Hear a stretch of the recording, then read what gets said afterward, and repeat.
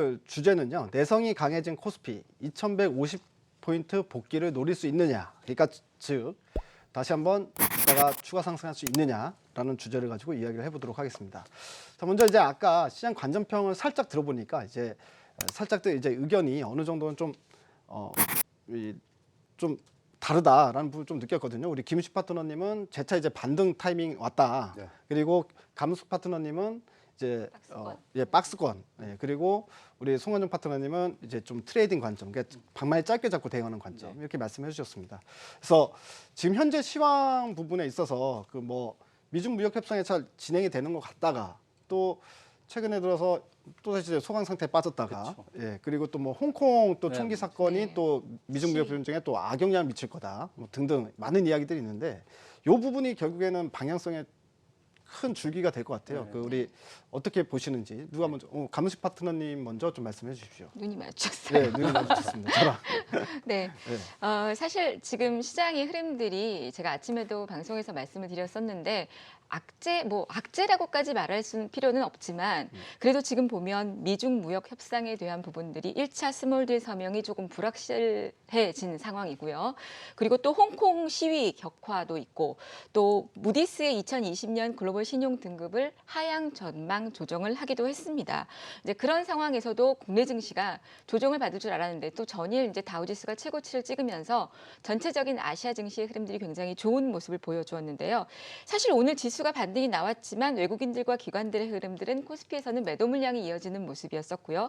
코스닥에서는 아침에 개인들이 매수를 하면서 살짝 정치 관련주나 뭐 이런 종목이 반등이 나오나 싶더니 나중에 결국은 기관과 외국인들 수급으로 전환이 되면서 폴더블폰 관련주들이라든지 반도체 섹터, 소재 섹터들이 강한 흐름을 보여주었습니다. 자, 일단은 이런 어떤 악재에 둔감한 내성이 생긴 이유는 그동안 트럼프 대통령이 여러분들도 보셨겠지만 정말 양치기 소년처럼 이 발언에 의해서 시장이 일희일비했던 절락펴락했던 그런 시장들이 지금은 이제 말을 하든지 말든지 이제 결론까지 보자 이런 흐름인 것 같고요. 또한 이제 내년 재선이 있는데 트럼프 대통령이 재선에 굉장히 욕심을 내고 있는 상황에서 민심을 잃을 필요는 없다라고 생각이 드는 거죠. 네. 그래서 올해 안에 미중 무역 분쟁에 있어서 지금 또 말바꾸기를 하긴 했지만 좋은 결과가 나올 것이지 않을까 하는 기대감들이 좀 부각이 되는 있는 것 같고요. 또한 이제 내일 새벽에 이루어질 도널드 트럼프 대통령의 이 연설이 있습니다. 이 연설에서 이코노믹 연설에서 중국과에 대한 무역 협상에 대해서 언급을 할 것으로 예상이 되기 때문에 거기에 이제 우리가 좀 포커스를 맞춰볼 필요가 있겠고요. 오늘 시장은 이 코스닥 종목들이 움직였던 것도 사실 중국의 관군제에 따르는 소비재 주들의 반등이었었고요. 화장품이나 이런 쪽들보다는 역시나 IT 쪽과 그리고 미국의 블랙 프라이데이 또 IT 종목들이 겨울 성수기 때문에 이제 그것들이 시장을 주도했다라고 보여지는데 일단은 지금 제가 보수적 관점이라기보다 박스권 안에서의 흐름은 이 미중 무역 분쟁에 대한 결말이 나기 전까지는 어떤 결과를 보기 전까지는 시장에서는 공격적인 매수도 들어오지 않을 것으로 보여지고 또 이 미중 무역 분쟁이 어느 정도 해결이 되면 외국인들의 자금은 유입이 될 거니까 그 시기가 또 마침 11월 달 뭐 물량이 많지는 않겠지만 MSCI 지수 편입 마무리된 다음이어서 제가 보는 관점에서는 지금 개별주, 정치 관련주 또 이런 종목들의 섹터들이 강한 11월, 12월이 될 것으로 보여지고요. 그리고 12월 전환되면서 지수는 지금보다는 반등이 나오고 2150선도 돌파를 할 것으로 보여지고요.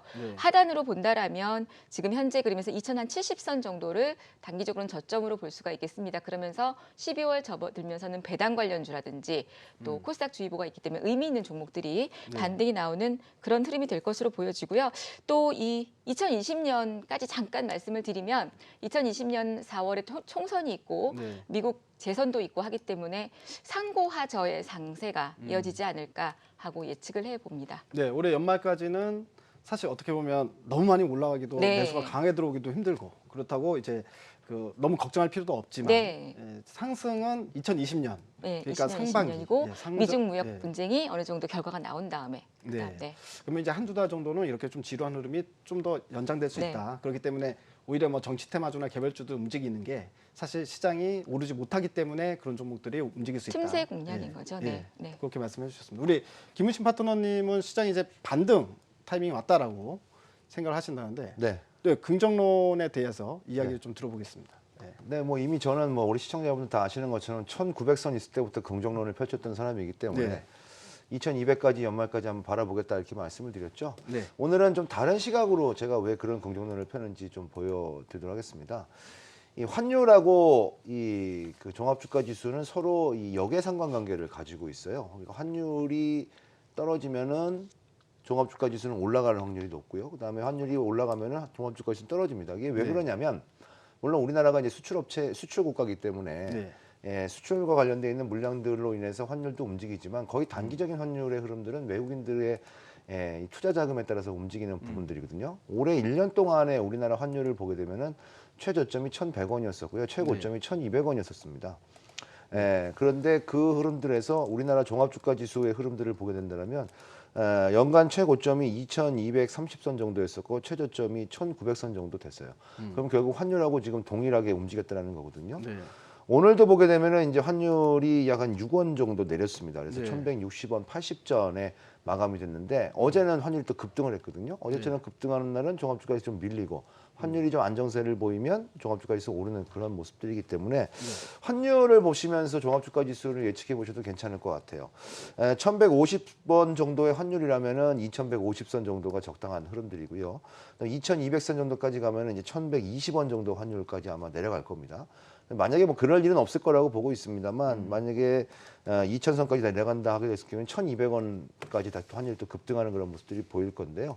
지금으로 봤을 때는 1,160원이면 이제 뭐 아래로 한 10원 정도 수준밖에 안 남았기 때문에 2,150선 정도는 뭐 무난하게 회복이 되면서 2,200선을 위한 그런 순항들이 좀 나오지 않겠는가. 저는 이렇게 환율하고 연관지어서 좀 설명을 좀 드려봤습니다. 네, 환율이 이제 1,220원 고점을 찍고 쭉 계속 하락하고 있기 때문에 그리고 1,160원까지 왔는데 뭐 일단 지난번에 뭐 저항 라인이기도 했고 지금은 지지 라인이고 한 1,150원까지는 하락할 수 있을 것이다. 그렇죠. 예, 그러다 보니까 이제 코스피 지수도 2,150선까지는 충분히 뭐 개선이 무난하다. 가능하다. 네. 무난하다. 예, 그렇게 말씀해 주셨습니다. 뭐 일단 맞는 말인 것 같습니다. 네, 우리 송관종 대표님도 네. 예, 그 방망이를 짧게 잡자는 의미가 사실 시장이 좀 안 좋아 보인다라는 의미입니까 혹시? 아니 시간이 걸린다는 이야기죠. 아 시간이 걸린다. 우리 예. 지수가 보통 상승을 하게 되면 상징적인 지수대를 돌파할 때는 좀 시간이 걸려요. 네. 지난 1월 달이었던가요? 한 2,150 돌파하면서 근 한 달 가까이 조정받고 또 2,200 돌파하고 이렇게 진행이 됐거든요. 네. 이번에도 좀 이렇게 상징적인 지수대를 돌파하기 위해서 좀 시간이 좀 걸릴 것 같아요. 근데 우리 시장이 지금 조정을 받는 이유는 어차피 다 아시겠지만 미중 간의 무역 협상이 지금 지지부진한 흐름이죠. 그래서 좀 조정을 받고 있는데 여기에 대해서 좀 우리가 살펴볼 필요가 있어요. 지난 4일이었던가요? 그 일버로스 미 상무장관이 뭐 아이오와나 아니면 뭐 하와이 이런 특정 지역에서 회담을 좀 합의를 진행할 것이다. 그리고 네. 화해에 대한 제재도 좀 완화시켜 줄 것이다. 네. 이런 이야기를 하면서 급등이 나왔었잖아요. 네. 그리고 나서 미국에서도 인정한다. 일부 관세 처리하겠다. 중국 가오평 대변인도 전체적으로 보면 일부 거기에 관세 처리에 대해서 합의를 봤다. 이런 이야기를 하면서 전체적으로 시장에 좀 상승이 나왔거든요. 근데 미국 백악관에서 좀 강경파들이 네. 좀 안 좋은 이야기를 했었죠. 그건 말도 네. 안 된다 해서 지금 서로 뭐 여러 가지 협상을 하고 있지만 쉽지는 않습니다. 근데 제가 보기에는 중국은 그렇게 강하게 이야기할 수밖에 없겠고요. 트럼프 입장에서는 뭐 화해 제재에 대해서 네. 완화를 시켜준다는 등 이렇게 약간 좀 손해 보는 듯 하면서 종국에는 이 협상을 좀 타결하지 않을까 이렇게 보고 있거든요. 근데 지금 트럼프가 좀 안 좋다고 항상 이야기를 하는데 제가 보기에는 중국이 더 훨씬 더 안 좋습니다. 중국이 최근에 보면 그 생산자 물가 지수도 4개월째 하락을 하고 있거든요. 그리고 수출 가격 지수도 전년 대비해서 한 4% 이상 하락을 하고 있어요. 그리고 최근에 뭐 그런 이슈가 나왔잖아요. 은행 망한다 해서 예. 대규모 뱅크런 사태도 일어났잖아요. 이만큼 상당히 중국 경기가 좋지가 않습니다. 네. 그렇기 때문에 중국에 갈 길이 더 바쁘다 이렇게 보시면 될 것 같고 물론 트럼프도 그닥 좋지는 않아요. 그 블룸버그 그 전 뉴욕 시장이 네. 뭐 트럼프 대통령보다 8배 많잖아요, 재산이. 네. 이 사람이 만약에 가상 대결을 하면은 트럼프를 6%뭐 앞지른다 이런 이야기까지 나오고 있거든요. 그래서 뭐 탄핵 이슈도 마찬가지고 이렇게 트럼프 입지도 나쁘지만 그래도 제가 보기에는 중국 갈 길이 좀 더 바쁘다 이렇게 보시면 될 것 같고 그렇다면 이게 어떻게 진행이 되겠냐? 제가 보기에는 한 12월 4일이나 5일, 뭐 3, 4일 이쪽에서 네. 시진핑하고 뭔가 합의문에 서명하는 그런 시나리오가 가장 좋지 않겠는가 이렇게 보고 있거든요. 네, 12월 어차피 초. 나토 정상회담 때 런던을 가거든요. 그래서 3, 네. 4일에 그러니까 그 이유가 되지 않겠나 저는 네. 그렇게 싶고 다음 문제는 아까 우리 가문 대표님이 말씀하셨던 것처럼 홍콩 문제가 상당히 좀 지렛대 역할을 할 수가 있어요. 트럼프가 지금 많이 양보를 해주려고 하긴 하는데 그래도 강공파들이 적극적으로 이야기를 하기 때문에 지금 뭐 강하게 밀어붙이지 못하고 있는데 만약에 중국에서 좀 더 강하게 압박을 한다면 트럼프 입장에서는 홍콩 문제를 들고 나올 것 같아요. 네. 홍콩 지금 경찰들이 뭐 네. 저 시위대를 향해서 발사해서 네. 뭐 사람이 다치고 이런 흐름이 나왔잖아요. 그리고 캐리람 장관도 지금 뭐 폭도를 가정을 하고 지금 하고 있는데 자 이런 것들 때문에 상당히 좋지 않습니다. 근데 이 홍콩 문제가 왜 중요하냐면 홍콩 문제는 사실 우리가 민주화 시위를 알고 있잖아요. 근데 네. 이 샹하이방을 비호하는 그런 네. 세력이 있어요. 그 사람이 누구냐면 한정 상무위원이거든요. 네. 이 사람이 샹하이방 출신인데 샹하이방들은 중국이 기득권을 가지고 있습니다. 근데 이 사람들이 지금 시진핑이 너무 강하게 압박을 하니까 홍콩으로 숨어들었거든요. 근데 지금 미중 간의 무역 협상을 벌이면서 달러가 부족하잖아요. 한 1조 달러를 썼어요. 달러가 부족하니까 시진핑은 이 달러를 송환하기 위해서 송환법을 한 거죠. 어차피 그 사람들을 뭐 범죄자로 네. 취급하면서 송환하게 되면 달러는 자연스럽게 네. 뭐 본국으로 돌아오니까. 그래서 상당히 좀 그런 문제가 있는데 지금 그 문제가 지금 뭐 샹하이방이나 아니면 시진핑도 마찬가지고 전체적으로 보면 이거 이제 그만했으면 좋겠는데 한 번 불붙은 시위는 계속적으로 진행이 됩니다. 그렇다면 트럼프는 어떻게든 강경파 의지를 묵살할 수 없기 때문에 만약에 홍콩 문제가 더 격하게 된다면 이걸 걸고 넘어져서 자연스럽게 우리 지난번 9월 달에 부과했던 거 일부만 철회해 줄게 이렇게 하면서 저는 진행이 될 걸로 보여집니다. 그러니까 요점은 일단 12월 3, 4일 이후에 중이 될 것 같고 만약에 이 홍콩 문제가 격화된다면 트럼프가 이걸 지렛대로 해서 활용해서 시진핑하고 적절하게 합의를 도출하지 않겠는가 이렇게 보고 있습니다. 네, 정치적인 이제 부분까지도 잘 해석을 해주시긴 했는데, 네. 근데 그 홍콩 문제가 사실은 이제 그 중국 입장에서는 상당히 민감한 문제인데 트럼프 대통령 입에서 홍콩 이야기가 나오면 사실은 어떻게 보면 무역 협상 자체가 판이 깨질 수 있을 만큼 감정이 상할 수 있지 않냐 양쪽이 뭐 이런 이야기도 좀 나오는데 이제 뭐 좀 지켜봐야 될 부분인 것 같습니다. 네, 그렇죠. 근데 일단 중국도 상당히 좀 어려운 상황이기 때문에 그리고 네. 지난번에 한번 그런 이야기가 나왔었잖아요. 근데 그것 때문에 또 판을 얻겠다 그러면은 그건 아닌 것 같아요. 그래서 네, 약간 그렇게까지 감정은 가지는 상할 않을 수는 것이다. 있지만 네. 그렇게 가지는 않을 것이다. 뭐 네, 네. 사실 양쪽 다 절박한 상황인 건 맞는 것 같습니다. 그러면 이제 시장에서 그 시장의 대안이라고 해야 되나요? 그 어떤 섹터, 그러니까 어떤 섹터로 좀 집중해서 봐야 되느냐 이 부분까지만 이야기하고 이슈를 마무리하도록 하겠습니다. 우리 김우신 파트너님 그 큰손 유망주로 지금 계속 수익률이 1등을 계속해서 해나가고 있거든요. 네. 어떤 섹터를 좀 보면 좋을까요, 우리 투자자분들? 큰 손이 개입하는 종목들을 봐야죠. 큰 손. 네. 그럼 그 종목들을 나열을 해주시겠습니까? 어떻게 하시겠습니까? 그렇습니다. 이제 잠깐 좀 설명을 좀 드리면 네. 큰 손이 개입하는 종목들이라고 하는 것은 아무래도 그 종목들의 주인이 있는 그런 종목들이에요. 그래서 보면은 특징적인 부분들을 보게 되면 일단은 잘 밀리지 않습니다. 그런 종목들은. 네. 그러니까 주가가 이제 이렇게 잘 오르지 않고 밀리는 종목들은 큰 손들이 여러분들이 보셨을 때도 크게 개입이 되지 않다라고 보시면 될 것 같고요. 두 번째는 올라갈 수 있는 상승 모멘텀이 굉장히 강해요. 그게 왜 그러냐면요. 큰 손들 입장에서는 뭐 자금력이나 정보력이나 인적 그런 그 인프라가 일반 투자하고 좀 확실히 좀 다르거든요. 네. 그렇기 때문에 이제 고급 정보라든지 이런 부분들을 많이 알고 있다 이렇게 가정을 할 수 있거든요. 네. 그렇기 때문에 상승할 수 있는 모멘텀들이 많아서 큰 손이 관리하는 그런 종목들을 우리가 지켜보자라고 말씀을 드리는데 그 사실은 일반적으로 우리 이제 시청자분들이나 또 일반 투자자분들이 그 큰 손 유망주를 가려내는 것은 사실 쉽지 않은 일이기 때문에 결론적으로 우리 정주행을 특히 화요일, 목요일 방송 여러분들 빠짐없이 시청을 좀 하셔야 될 것 우리 같습니다. 김우신 파트너님이 큰손 유망주를 직접 이제 골라내서 네. 우리가 방송에서 좀 몇 가지는 소개를 좀 그렇죠. 해드려야 될 것 같은데 네. 오늘도 이제 그 종목을 큰손 차트가 어떤 종목들인지 몇 개만 좀 소개를 해주시면 좋을 것 같습니다. 네, 제가 이렇게 말씀드릴게요. 올해 2019년도 하고요, 내년도 하고 해가지고 굉장히 큰 시장이 열릴 수 있는 그런 부분들이 어떤 부분들이라고 여러분 생각하세요? 아마 생각 못 하실 것 같은데요. 올해 지금 판매되는 5G 스마트폰이 약 1,000만 대 전 세계적으로 1,000만 대 정도 예상이 된다고 합니다. 내년도에 전 세계적으로 5G 폰 판매량이 얼마나 정도 될 것 같으세요? 어마어마하게 많이 될 것 같습니다. 왜냐하면 이제 폰이 바뀌는 거기 때문에 2억 대. 예, 3억 2억 대. 대. 예, 2억 2억 대. 그다음에 이제 2021년이 4억 대. 그래서 네. 증가율로 본다면 2019년, 2020년이 무려 스마트폰 5G 폰이 20배가 늘어나는 거예요. 예, 그렇죠. 저도 5G 폰을 구매를 했거든요. 아 벌써요? 네, 전 오. 가지고 있어요. 네. 근데 저도 폴더입니다. 접히는 거. 아 그렇습니까? 하여튼 이따 어쨌든 봐야 되겠네요. 안 갖고 왔어요. 예, 근데 아까워서.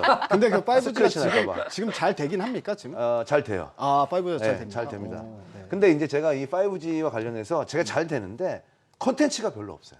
네. 쓸 줄은 그러니까 모르시는 거 아니에요? 그럴 수도 있고요. 네. 근데 이제 그 컨텐츠도 쓸 줄 잘 알게 만드는 것도 컨텐츠 기술력이니까. 네. 그러면 지금 우리가 지금까지 5G 하게 되면은 이제 큰 손들의 입장에서 우리가 분석을 해보는 겁니다. 네.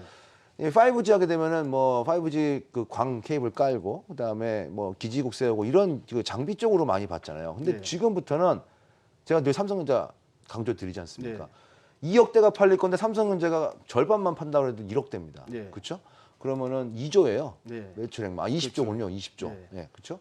네, 이런 부분들. 그러면은 5G에 들어가는 그 팔리는 그 스마트폰에 들어가는 부품은 어떻겠습니까? 예를 들어서 뭐 이따가 또 나오겠지만 네. 개당 단가 하나가 뭐 3만 원짜리 부품이라 하더라도 뭐 1억 대 하면은 뭐 계산해 보시면 답 나오겠죠. 스마트폰 이제 부품주를 그렇죠. 말씀하시네요. 부품주. 네. 그다음 스마트폰 일반 스마트폰 부품주가 아니라 5G. 폴더블 5G와 관련돼 있는 폴더블 폰 관련돼 있는 그 부품주.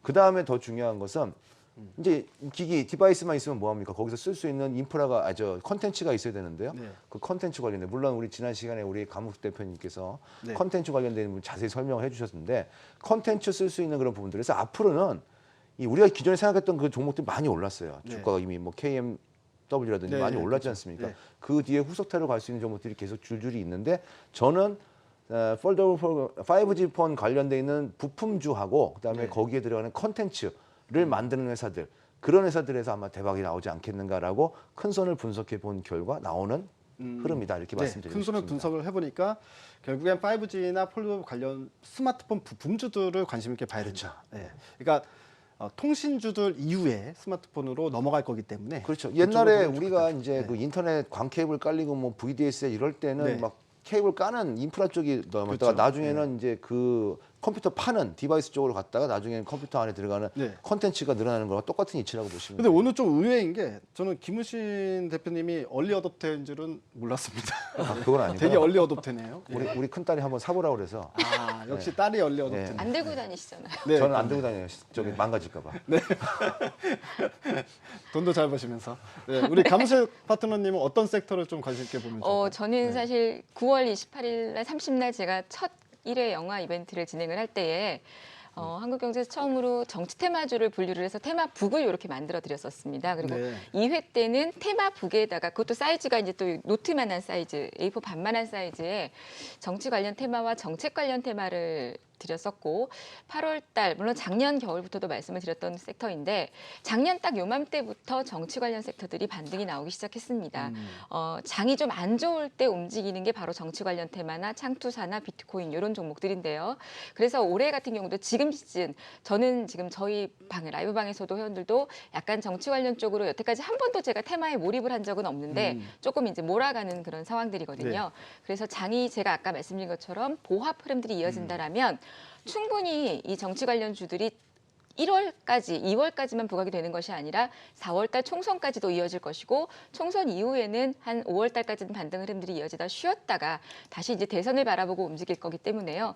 오히려 여러분들이 지금 개인들이 이런 대선 관련, 정치 관련주로 인해서 강한 어떤 상승세 또 수익을 낼 수 있는 그런 기회이기 때문에 어쩌면 또 지금 종목들을 보면 바닥권에 있는 종목들은 잘 안 움직입니다. 이미 급등했던 종목들이 움직이는 거거든요. 왜냐하면 지수가 얼마만큼 올라왔기 때문인 거죠.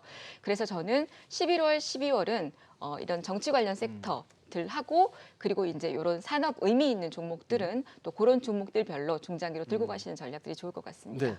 네, 투트랙 전략. 그러니까 이제 실제 실적이 나올 수 있고, 그쵸. 이런 산업 섹터에 있는 종목들은 중장기로 보고, 그 단기적으로는 정치 테마주를 좀 병행을 하면서 이 지루한 시장을 좀 견뎌보자 이렇게 말씀해주신 것 같습니다. 우리 송관종 파트너님은 어떤 섹터를 좀 관심 있게 봐야 되나라고 생각하십니까? 네, 뭐 역시 화끈하다 싶으면 역시 정치 테마주들이도 뭐 그런 네. 종목들이 순환매가 나오고 있는데 이제 인맥주들 위주로 움직이잖아요. 근데 내년이 되면 이제 정책주 쪽으로 움직임이 나올 수가 있습니다. 그러니까 정책주 쪽으로 봐야 될 것 같고 뭐 그런 관점에서 보면 정부가 4차 산업혁명 쪽으로 드라이브를 걸고 있죠. 그래서 4차 산업혁명 쪽을 좀 보면 좋을 것 같고 IT 쪽은 역시나 뭐 언제나 강세잖아요. 근데 네.